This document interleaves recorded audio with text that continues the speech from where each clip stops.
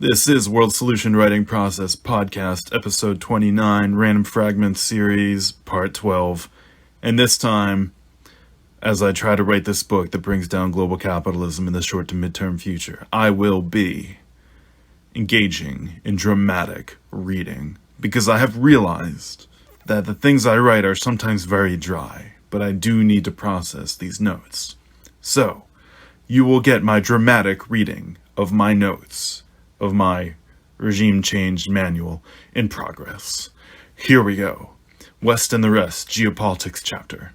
If Lenin could justify a geopolitical struggle of socialist states against capitalist states to stabilize and complete the global socialist revolution, it stands to reason that in some specific cases, though not all cases, a war of bourgeois democracy against bourgeois dictatorship could be justified. Next, National Refoundation Fragments. If we could just get the USA and Britain to overthrow capitalism, the rest of the world would follow. The combination of the 2008 recession with Occupy Wall Street and the Bernie Sanders campaign had already flooded the USA with socialist sympathies. The Trump presidency and COVID only deepened this trend, qualitatively if not quantitatively. The USA now has enough socialists to have a revolution. The necessary thing now is not the production of more socialists, but the organization of the already existing socialists toward a revolution through anti-government protests and parallel government. Every country which attempts socialism places their own specific national branding on it, even if the model of socialism is mostly the same. The distinction with American socialism is that it unavoidably meshes with the American ideology of revolutionary democracy, and by doing so, resolves some of the unsolved crises of global socialism, solving the authoritarian defect of Stalinist dominance with the American democratic tradition, and solving European social democratic reformism with America's national identity being based in revolution. What the world needs is revolutionary democratic socialism, and American socialism must unavoidably take the form of revolutionary democratic socialism, more than the potential socialism of other countries, continents, or regions. Change of government chapter fragment. Capitalist legislatures must disband and disperse, or be disbanded and dispersed. Combat. We must resist the Maoist and anarcho-insurrectionist temptation towards spatial military thinking, understanding the revolutionary process to instead be a social, political, and institutional task. Class and identity.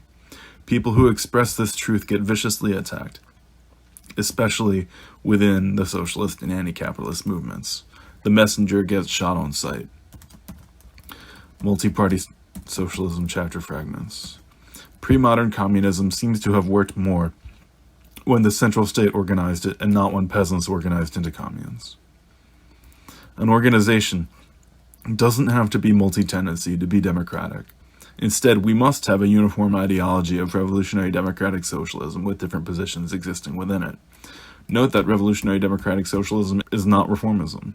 It is not Stalinism or Maoism, and it is not anarchism. Change of government. In some cases, it may be possible or necessary to take over the main state media, in the USA this is PBS, and to turn other media off temporarily. Class and identity. We can support the civil rights movement specifically while criticizing the New Left overall. West and the Rest, Geopolitics. Neither multipolar nor unipolar, but revolution in every country. Change of government fragments. Only when a parallel government already exists and has mass support in major cities, nationwide, in workplaces, and possibly in the capital city, does it make sense to attempt a direct disbandment of the ruling legislature. The July days were both anti-government protests and an armed demonstration. It is possible to have armed demonstrations that are not anti-government protests but are about some specific reform issue, and it is also possible to have unarmed, peaceful anti-government protests, such as during Indian independence or Eastern Europe in 1989. Should the regime change operation escalate beyond what is possible with infantry, meaning persons on foot carrying small arms, the revolution will have to win over units of either armored vehicles or tanks. The most common armored vehicles in the USA are the Bradley fighting vehicle, like a tank with a machine gun instead of a cannon, the M1 Abrams tank, and the Stryker infantry carrier vehicle, which has huge tires instead of a tank's treads, plus a machine gun, making it comparable to the Bradley fighting vehicle. The police use heavily armored SUVs. For entry purposes, any of these vehicles could potentially ram through walls. A tank could use its cannon, or other armored vehicles may be equipped with single-use tow missiles, TOW. Block roads and occupy train stations in and out of the city of your operating area. A list of people for the revolutionaries to arrest if they don't join the revolution, some of which was recommended by the YouTube video How to Coup Any Country. Secretary of Defense, Secretary of State, generals loyal to the old regime, senior politicians in both the executive and legislative branches, occupy police stations in the capital and other large cities, occupy the main buildings of government agencies, ministries, and party headquarters, arrest other ceremonial figureheads, for example, the Supreme Court in the USA, monarchs in ceremonial monarchies, possibly religious leaders in the developing world, arrest Keanu Reeves as punishment for not writing this book. The new government needs to make a public declaration of its assumption of power, possibly with a coerced abdication speech from the former executive or head of the former legislature. Napoleon was Emperor of Elba, an island, between his main period of rule and his final 100 days. Class and identity. Minority Report is the ultimate critique of the Me Too framework, because it criminalizes people for things they might have done. It is power-tripping matriarchy incarnate. National Refoundation. Parallel governments in American territories, including Puerto Rico, and independence if they want it. Time is running out chapter. We need more than just the fighting spirit of riots, and in fact we could use considerably less of that for now. Instead, we need more clarity about what revolution truly means, and begin building governmental dual power instead of various horizontalist, decentralized experiments. There is an anarchist fantasy that if we simply topple the state through riots or other disruption, then the people will spontaneously collectivize the economy. But they won't do this in reality because the majority would still be gripped by the capitalist false consciousness that they have been socialized with for decades. It's more likely we would end up in a Haiti-style rule by criminals trading one set of profiteering tyrants for another, possibly a significantly worse one. Capitalism is bad, chapter. Everyone in capitalism is a mirage. They're supposedly loyal until the time comes to assist materially, at which point they either vanish or suddenly turn on you. Multi-party socialism, chapter fragment. Between authoritarian communism and libertarian communism, there is a third option. Hardline socialism, but centrist on the question of the state. Why regime change? Ideological struggle is concrete activity. Fascism chapter. The threat is not that the far right will collapse the state, but that the far right will gain enough support to contend for control of the state. Combat. European protesters in Ireland and Corsica used synchronized volleys of Molotov cocktails as documented on the YouTube channel Popular Front. Class and identity. Leftist protesters can be understood as a symptom of and response to an oppressive system, but not one that leads to a solution. Instead, they are part of the chaos and dysfunction of living in capitalism. How the movement grows. You could call this strategy top-heavy, but only if you mistakenly see institutions and ideologies as inorganic, instead of the organic outgrowth of the people's activity, which they are. By the way, these section titles I'm listing at the beginning, these are the planned chapters of my book that I'm organizing these fragments into. Police chapter. The Capitol Hill organized protest zone's meltdown is living proof that anarchy doesn't work. How the movement grows. There is nothing wrong with building a movement by word of mouth. This practice is central. Combat. So I saw this, I think, Vice documentary or something. DeterrenceDispensed.com and ControlPew.com provide blueprints for 3D printing automatic firearms. Whew. Class and identity. There are times we should participate neither in the current protests nor in repression of the protests. It's also okay to approach protests as an outsider, to recruit or persuade people toward a different effort, even if you think the protest is futile or even counterproductive. Yeah, build your own tendency. Do not engage in entryism. Better to be a DIY monk than burn yourself out on reform struggles. Time chapter. Better that capitalism in all its horrors continue than the infrastructure collapse. Combat chapter. If you like war news to keep up with all the latest military tactics and hardware, there are a million websites and YouTube channels covering this topic, including the Crux YouTube channel. Why regime change? Enough people in the United States already identify with socialism to win a revolution. Class and identity. Liberals are correct to oppose conservatism, but wrong to believe liberalism is effective against conservatism. Why regime change? The unions develop the struggle, but typically do not seize the means of production. To seize the means of production requires workers' councils, which are democratic councils of workers taking over workplaces, independent of the formal union structure. Class and identity. Class is the central issue simply because reality is constructed around economics. Combat. To kick open a door, first ensure that it opens away from you, or you probably won't be able to kick it in anyway. Take a step back to give yourself the space to step forward and kick in one motion. Kick near the doorknob, but not on the doorknob itself.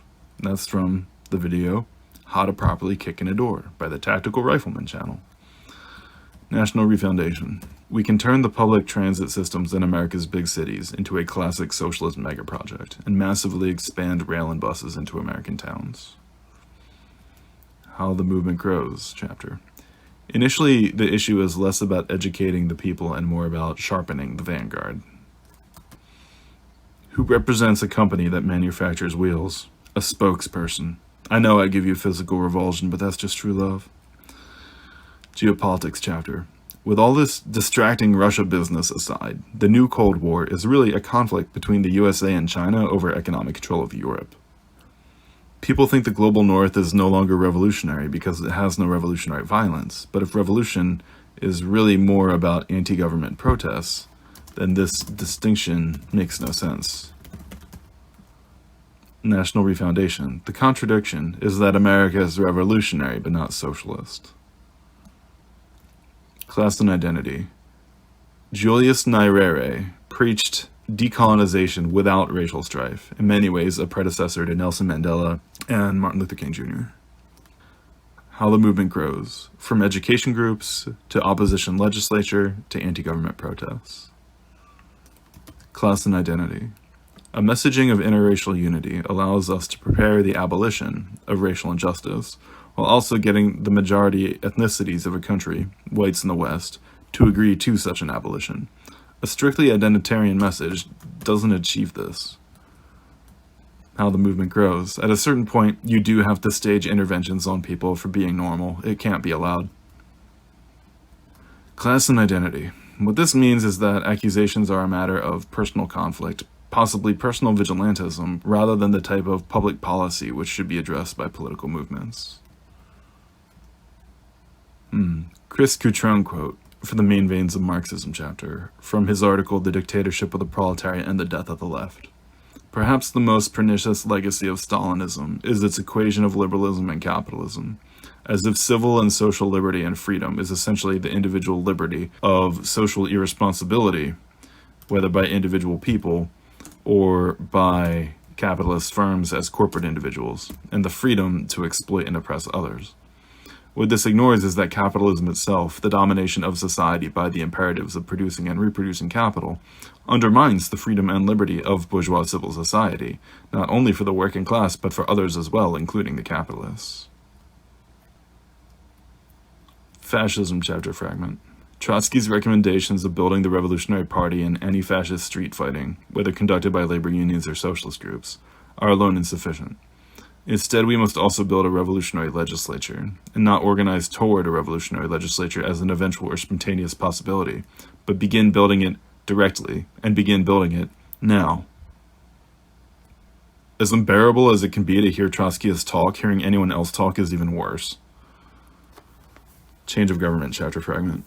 Continuity of government will not necessarily be broken by apprehending every official in the executive chain of succession, but creating a political situation in which the revolutionary legislature is so strong, and the ruling legislature and executive administration is so disrupted, that individuals lower in the chain of succession for continuity of government simply give up either in despair or for the sake of keeping the peace. Capitalism chapter fragment. The economy is political, meaning it is an issue for debate and contention, not a natural reality which must simply be accepted as capitalist ideology maintains. If economics is about how society makes decisions about who gets what, and politics is how society makes decisions in general, then the most important aspect of politics is economics, and the economy is the most highly political arena of society, being the most material. History. The Paris Commune was a reaction against the French ruling class decision to abandon Paris to the Prussian military. Then, when the workers rose up against this outrageous betrayal, the French ruling class prioritized putting down the Parisian workers' revolt over resisting the Prussian invasion. This means that in some ways the Paris Commune was a precursor of the Spanish Civil War, in which the capitalist West stood by and let the Spanish Republic be consumed, and even Stalinism choked the Spanish Revolution, instead of using it as the best defense against Spanish fascism.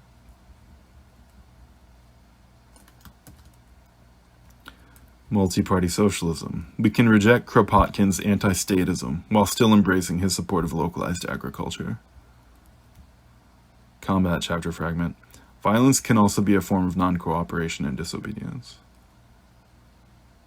Here comes the spice. If we want to liberate women realistically, the focus must be the finer points of socialist revolutionary strategy, rather than any specific issues of women. Why regime change chapter? The stereotypical idea of how socialists are supposed to lead the labor movement is by being good activists in labor struggles. However, it is not true leadership to constrain ourselves in this way to only what is possible within the framework of reforms of the capitalist workplace. Instead, socialist labor leadership is partially leading with ideas and ideology, providing anti-capitalist education. Since labor can only advance through systemic change, all the questions of anti-capitalist strategy, including revolutionary socialist strategy, are the central questions of the labor movement, rather than the tactics of contract fights. We lead the labor movement with socialist revolutionary strategy, not censoring it, but centering it. This means that parallel government is the answer not only to the revolutionary strategy question, but parallel government is also the answer to the labor question. Why regime change?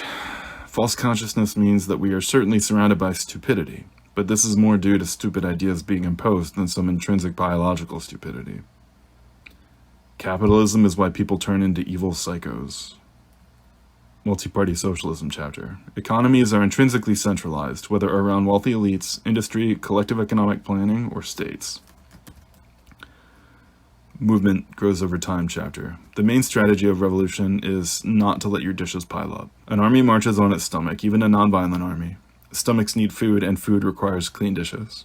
An organized mind requires an orderly space, and organized minds result in organized movements. Parallel government chapter fragment. Socialist parallel government is almost like a socialist version of the sovereign citizens movement, a group of libertarian capitalists who declare themselves independent of the USA due to a concept of individual sovereignty. Of course, as socialists, we reject this hyper-individualism, but when we assert an alternative sovereignty, we can attempt to do it collectively in the form of committees and legislatures. Form a provisional committee and expand it into a legislature. Start with education and discussion, and add new members by a confirmation vote of the legislature.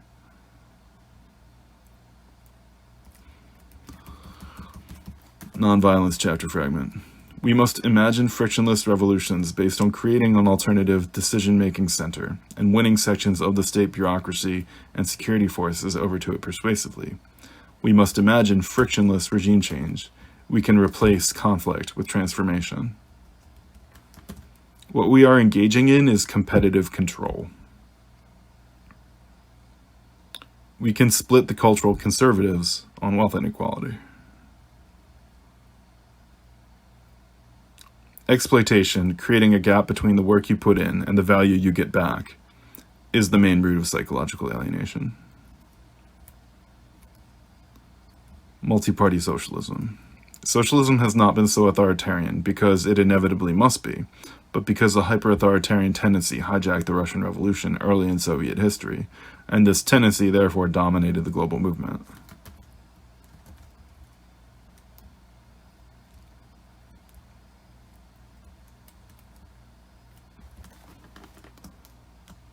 Small-scale parallel government and small-scale anti-government protests are a form of nonviolent Foucaultism. Foucaultism was the idea that you could wage guerrilla war from a small group. Nonviolence chapter. The guerrilla warfare temptation is due to unsophisticated political theory driven by emotion rather than logic.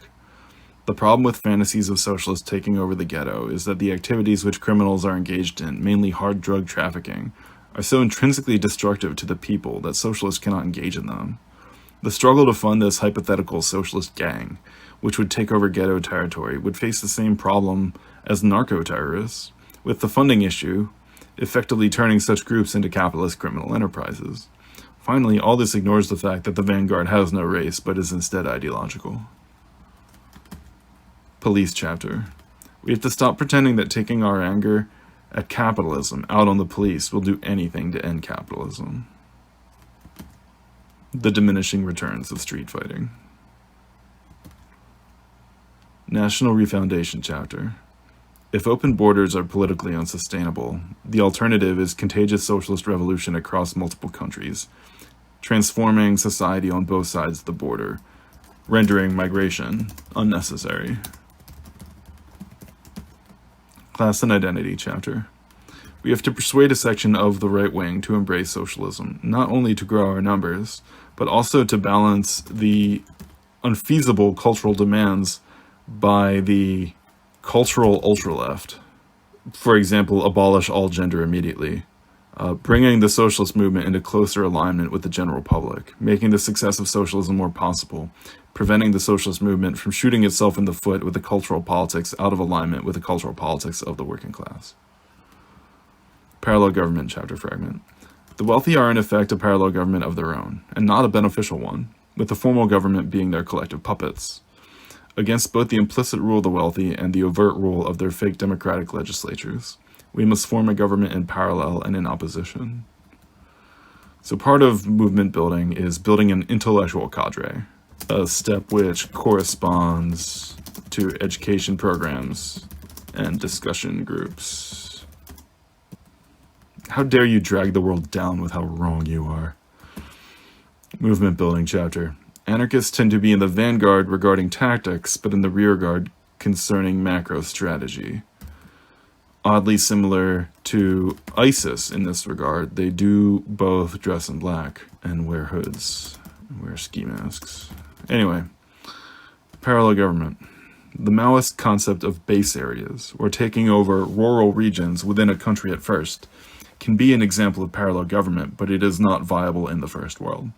The first world version would be specific cities holding a socialist uprising before other cities, and then spreading it to other cities. Every spoon is a member of the parallel government. As long as a single spoon goes free, the revolution survives. Combat. You can watch the movie Tunnel War, 1965, for some beautiful visual illustration of Vietnamese tunnel tactics. Class and identity. Instead of the sectionalism of allyship, which condemns us to be spectators in our own lives, while being a supportive ally to someone else's struggle, a class focus allows us to fight for our own liberation in a way which also happens to interlock with the liberation struggle of others, not as spectators or supporters, but as protagonists and participants. It begins with pure theory, then becomes a global insurrection. Dictatorship chapter. While the electoral-oriented Jacobin magazine denounced the Trotsky 2017 miniseries, in a certain sense it depicted Trotsky as he truly was, not only a democracy defender against Stalin, but also a strict revolutionary dictator when it was necessary during the revolutionary transition. Those who abandon revolution do not understand the need for hardness. Capitalism is bad chapter. You can't get money out of politics, while wealth and equality itself exists at all. Time is running out. Intro chapter. The tendency of the rate of profit to fall over time is the only explanation for the ever-worsening, ever-exacerbating global capitalist crisis we inhabit now. Multi-party socialism chapter. Standardized manufacturing is the antidote to chaos. Precision in manufacturing is achieved by gauge blocks, also called Johansen blocks, which are standardized down to extremely small measurements, and are so precise in their manufacturing that when you place two of them together, their edges are so perfect that no air bubbles exist between the two blocks, and they stick together due to the vacuum. Precision and standardization are further assisted by CNC machines, which stands for Computer Numerical Control, allowing pre-programmable precision manufacturing. These babies are the real granddaddy of 3D printing. Before and after the revolution, an inch will still be an inch, and a meter will still be a meter. Geopolitics. The new Cold War is authoritarian mixed economies versus liberal capitalism. The West must go first in the global movement to ensure that this time the system is democratic rather than a repeat of Stalinism. It is not a question solely of probability of where the wave will start, but also political necessity. Combat chapter fragment. While guerrilla war and social revolution are distinct, they do have parallels. Both involve a phase of gathering resources and allies in a state of retreat and avoidance, then build up to a phase of attack. Dictatorship chapter. Dictatorship may be transitionally necessary if the revolutionary crisis becomes a military conflict. A revolutionary coup is not so much a sustained military conflict as a brief military operation, much more limited in duration. Combat. The deepest form of warfare is not violence, but creating an alternative government. This means the deepest form of warfare is over legitimacy, and the deepest form of warfare is narrative warfare. Historical curiosity, I need to look this up. Did the end of Chinese Civil War, Chinese People's Political Consultative Committee, authorize itself to act as the National People's Congress as depicted in the film Founding of a Republic? There's literally a film about this process, about the end of the Chinese Civil War. And it has both the Chinese People's Political Consultative Congress, which is like this state organ, almost like a provisional government, which the Chinese Communist Party sort of grafts itself on top of and controls. And then the Chinese People's Political Consultative Congress founded the National People's Congress, which is like the formal ruling body of China, even though really, the power lies in the party. And the party dominates the Congress. And that's how Chinese politics works, baby. Okay, why regime change? Endless critique serves more to demoralize than to radicalize. West and the rest geopolitics. What if the Ukraine war is necessary, but its association with capitalism is delegitimizing it? What if the democratic world order is a good thing, but it will have to become socialist to maintain itself? National refoundation. The USA is largely based on European immigrants with a higher standard of living than the global South, making immigration not only an ethnic issue, but also an issue of migration being used to drive living standards down. West and the rest. Rather than lowering Western standards of living, we should focus on equalizing wealth within Western countries and helping raise the standards in the global South through both internal redistribution and significant developmental assistance. National refoundation. If a CIA officer without agency resources went rogue and decided to install a socialist system, they would use the Gene Sharp model. And no, that's not about myself, and I certainly have no agency resources. If only I did. Combat chapter fragment. Despite pacifism, whether you are in a war is often not your choice. Life imposes war on you, and the question is whether and how you fight back. Main veins of Marxism. The issue today is not to reforge the Trotskyist tradition, but to capture the essence of Trotskyism's main significance and reincarnate it in a modern context. Specifically, this means creating a revolutionary democratic socialism, not in accordance with any tradition, but from the raw necessity and intrinsic desirability of cohering such a thing. Revolutionary democratic socialism can then naturally draw on all relevant past examples and traditions, with Trotskyism simply being the epicenter of relevance of all these past examples and traditions. Other traditions and examples must also be studied, including everything from liberalism to Stalinism to anarchism to nonviolence to national liberation. When it comes to parallel government, even reactionaries can provide examples. Last fragment. You made it. Parallel government. The Unconventional Warfare Pocket Guide, which the USA uses to intervene in other countries, and you can look up for free online, refers to parallel government by the terminology of shadow government on page 8. So, this has been episode 28 of World Solution Writing Process Podcast, part 12 of the Random Fragments series. I've got like 390 pages to type, and it seems like I'm stuck in this nightmare loop where I keep writing, and I'm always at around 390 pages I gotta type. So I'm gonna try to pull ahead of that and crank some typing out. I don't know. Maybe I'm just trapped in this loop forever. Maybe it's a Sisyphean cycle. I hope not. Better get back to typing then. Well, this is World Solution Writing Process Podcast, signing off.